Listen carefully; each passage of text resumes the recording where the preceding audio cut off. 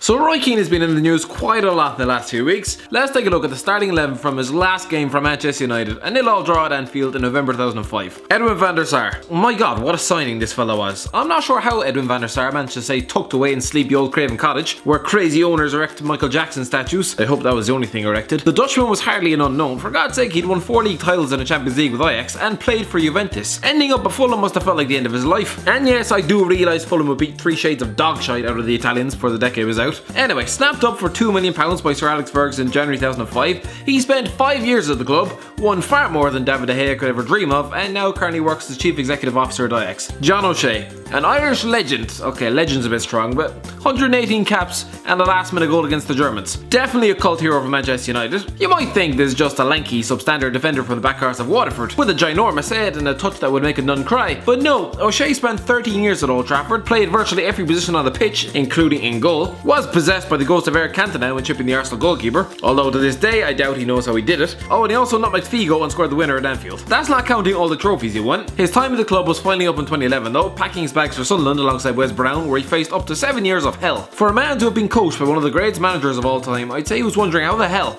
he'd ended up with the nutcase that was Paulo Di Canio. It's like getting dumped by Megan Fox, only to end up marrying that insane alcoholic who sleeps under the local bridge. At the age of 37, he's squeezing out the last morsels of his career at Reading. Rio Ferdinand. 2005 was a rough period for Rio Ferdinand. He'd recently returned from that 8-month ban for missing a drugs test that would end up robbing him of ever winning an FA Cup or representing his country at the European Championship. His form was poor on his return. He looked more like Anton than Rio. Okay, Anton's playing for St Mirren at the moment, so maybe not that bad. He got his act together though, established himself as one of the world's best, and continued to scoop up medals until David Moyes came in, chucked him out to QPR where he stumbled around next to Clint Hill, realising he should have just retired. He's since become a pundit, and his boxing career lasted about as long as Joe Weathers. MIKAEL Silvestre. This is a man who Roy Keane must have felt like throttling in training at times. The Frenchman, yeah, he scored 2 goals against Liverpool in Rio's first game back in September 2004, but really, he was a substandard centre half. He signed for Arsenal in 2008, and usually such a move would be met with fans lambasting him for such treachery. But to be honest, I don't think anyone really noticed. He lasted 2 years there, then moved to Werder Bremen in 2010, Portland Timbers in 2013, and then retired in India the following year. He briefly spent time as a director of football with Rennes. KIERAN Richardson.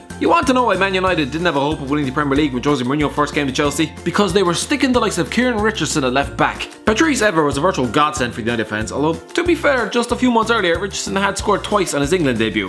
Somehow, he was actually signed by Keane for Sunderland in 2007, so he must have saw something in him. And again, he also signed Paul McShane, so maybe he was just having a midlife crisis. He spent 5 years there before moving to Fulham in 2012, embarrassed himself at Aston Villa for a couple of years. His last club was Cardiff City 2 years ago. He's 33 and hasn't found a suitor since, failing a trial at Tony Adams' Granada. Come on, Kieran, just give it up before you hurt yourself. Alan Smith. So who ruined Alan Smith? Was it Sir Alex Ferguson choosing to shoehorn a promising England striker into central midfield in a vain attempt at replacing Keane? Or was it John Arisa for shattering his leg in 2 places? Maybe it was even Smith's agent when he allowed him to join the circus that was Mike Ashley's Newcastle in 2007. He spent 5 years there, added another relegation to his CV. There were no tears this time. Didn't score a single goal, but did captain the club in the Championship. He was flogged off to MK Dons in 2012, and between 2014 and 2018 was an important midfielder and even served as caretaker boss for a while at Notts County. Oh and yes, Leeds fans still hate him to the bitter core. Paul Scholes. One of the finest midfielders of his generation. What did Scholes do? Well, he continued winning trophies, scored a stunning winner against Barcelona in the Champions League semi-finals, adopted a deep-lying role in midfield as he wound his career down, retired in May 2011 only to be hauled back 6 months later for an extra 18 months and another league title. Since then, the man who never gave many interviews because everyone assumed he was a private man who didn't like speak in public,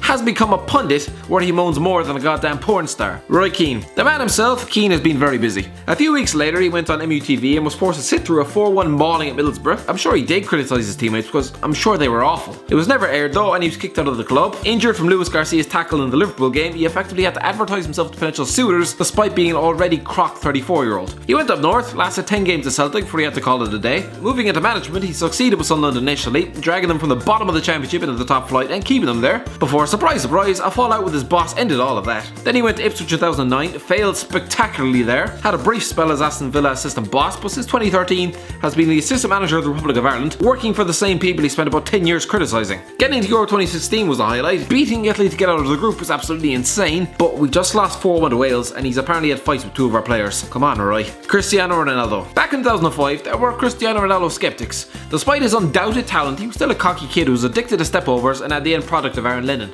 15 goals in his first 90 games for the club was not good enough. Since then he's hit the weights, got his teammates sent off to the World Cup, signed for Real Madrid, won 5 Ballon d'Ors, 5 Champions Leagues, became Portugal's record goal scorer, won the Euro, signed for Juventus, grew 3 kids in a petri dish. Where do I stop? Wayne Rooney. At the time, Wayne Rooney was actually considered to be the better prospect. Not now, good God not now, when he's swinging his beer belly around the goddamn MLS. He had a great career though. I mean, he's the record goal scorer for both England and Manchester United. He returned to play for Everton again, and now he's buffing up his bank account in America, so fair play to him, because as we all know, the man loves money. RUUD van Nistelrooy. This would be RUUD van Nistelrooy's last season at the club. Despite 24 goals, the Dutchman didn't take kindly to being dropped for the Carling Cup final win over Wigan, and would end up pissing off Ronaldo in training by mocking his relationship with Carlos Queiroz, telling him to go cry to his daddy. Pretty terrible timing considering his dad actually died. The ironic thing is, I don't think Ronaldo and Queiroz even like each other much anymore. Van Nistelrooy's consolation was a move to Real Madrid, not the worst punishment, and scored 64 goals in 96 games for them. Was even reunited with Ronaldo, bit awkward I'd say, but he learned to not make references about dads around him, and then left for Hamburg in 2010 and retired 2 years later at Hamburg.